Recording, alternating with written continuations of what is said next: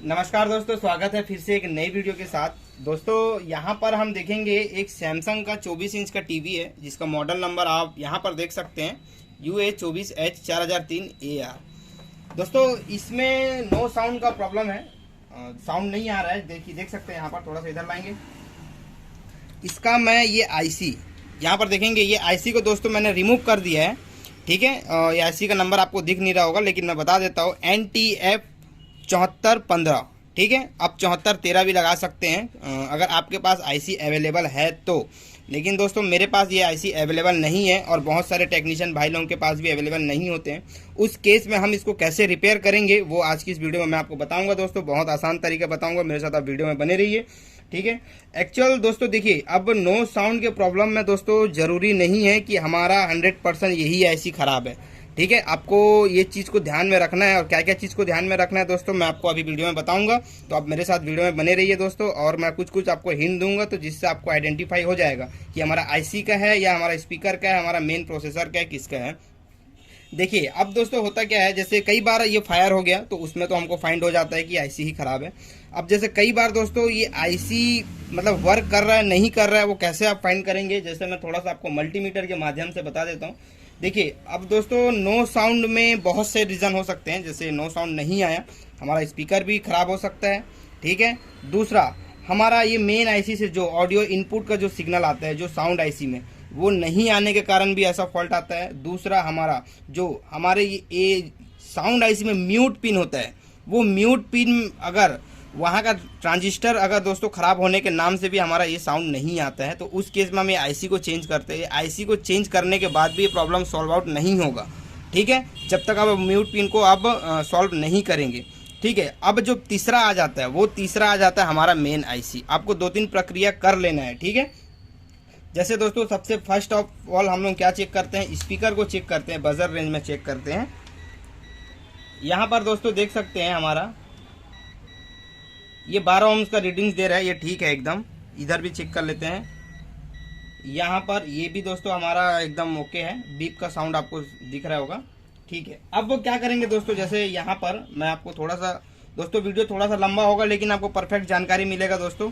ठीक है, जैसे ये आईसी है, आपको ये आईसी जैसे है दोस्तों, तो इसमें जो इनपुट सिग्नल आ रहे हैं कहाँ से आ रहे हैं, यहाँ पर इधर देखेंगे।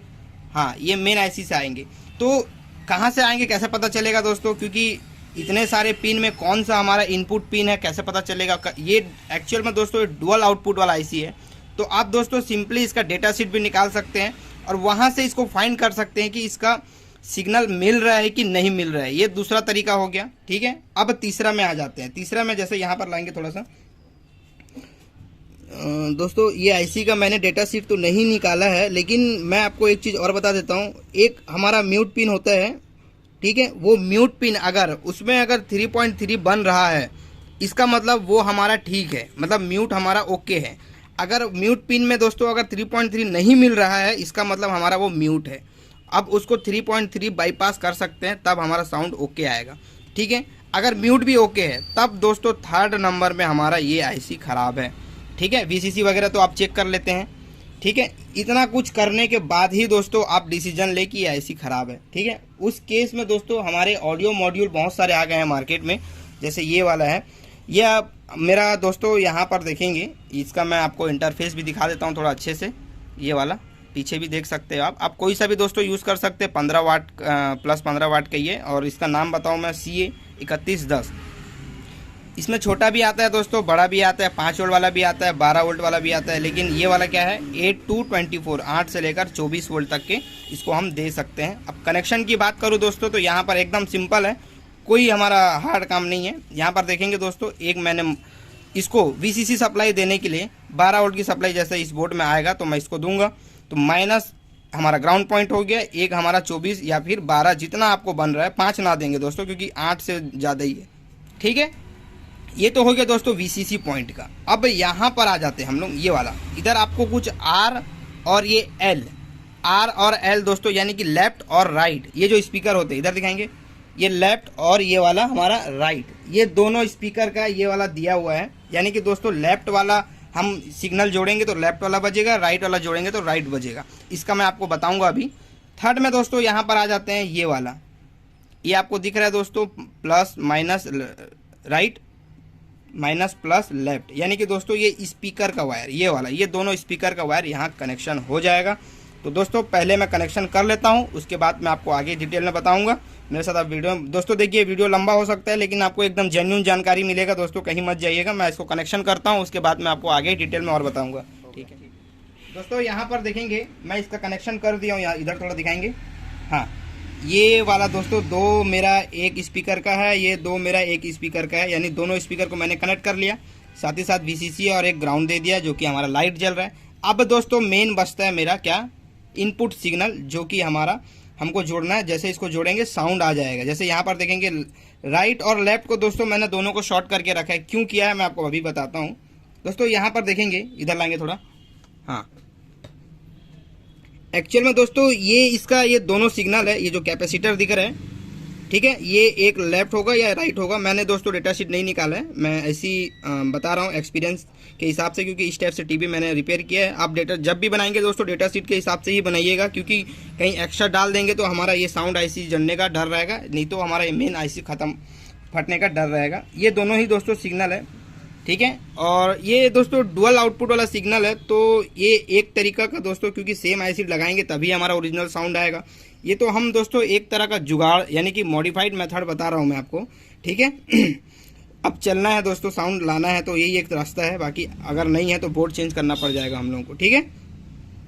तो ये दोनों में दोस्तों एक्चुअल में जब मैं जोड़ा तो साउंड हमारा एकदम लो आ रहा था, जबकि मैं रिमोट से भी पूरा हाई करके देखा, जो सेटअप बॉक्स लगाया था वो भी हाई करके देखा, तो हमारा साउंड दोस्तों एकदम कम बन रहा था, यानी आ रहा था लेकिन एकदम लो बन रहा था। लेकिन अभी यहाँ पर देखेंगे दोस्तों, वीडियो को प्ले किया हूँ मैं, यहाँ पर देखेंगे दोस्तों, यहाँ पर देख सकते हैं वीडियो प्ले है और साउंड भी हमारा 100 है, ठीक है। लेकिन साउंड दोस्तों यहाँ से मैं जब जोड़ रहा था तो मेरा कम बन रहा था, तो मैंने क्या किया दोस्तों, ये दोनों को एक साथ शॉर्ट कर दिया है।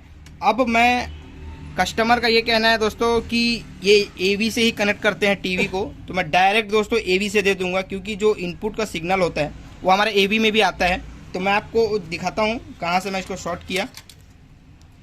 यहाँ पर देखेंगे दोस्तों, थोड़ा ध्यान दीजिएगा, मैं यहाँ पर इसको कनेक्ट करता हूँ, यहाँ पर ये AV का है, जैसे कनेक्ट करूँगा हमारा साउंड आना स्टार्ट हो जाएगा।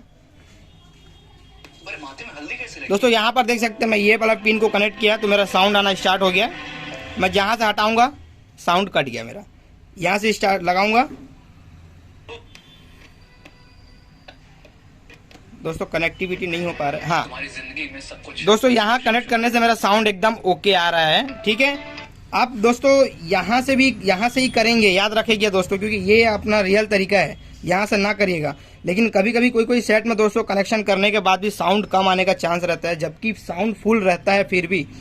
तो दोस्तों कस्टमर इसमें AV ही चलाता है, तो यहाँ पर मुझे सही साउंड आ गया, तो मैं दोस्तों यहाँ पर कनेक्ट करूँगा तो मेरा काम बन जाएगा। यानी दोस्तों जुगाड़ मेथड ये वाला, एकदम सही 60 भी नहीं बोल सकता मैं, क्योंकि सही 60 तभी बोला जाएगा दोस्तों जब हम एक न्यू IC को डालेंगे, ठीक है। तो दोस्तों आप इसी प्रकार से साउंड का प्रॉब्लम को आप सही कर सकते हैं एकदम आसान तरीका से। दोस्तों मैं उम्मीद करता हूँ आपको ये थोड़ा सा लंबा हुआ होगा वीडियो, लेकिन आपको क्लियर कट समझ में आया होगा, ठीक है। आप कोई सा भी इसको यूज़ कर सकते हैं साउंड कार्ड को, बहुत सारे प्रकार के आते हैं दोस्तों ऑडियो मॉड्यूल। तो आई होप दोस्तों वीडियो आपको पसंद आया होगा। वीडियो अगर पसंद आया तो वीडियो को लाइक शेयर सब्सक्राइब जरूर करें यार, और लाइक करना ना भूले दोस्तों, क्योंकि लाइक करने से मुझे मोटिवेट लगता है। तो थैंक यू दोस्तों, मिलते हैं किसी नेक्स्ट वीडियो में कोई अच्छा सा टॉपिक लेके। Thank you.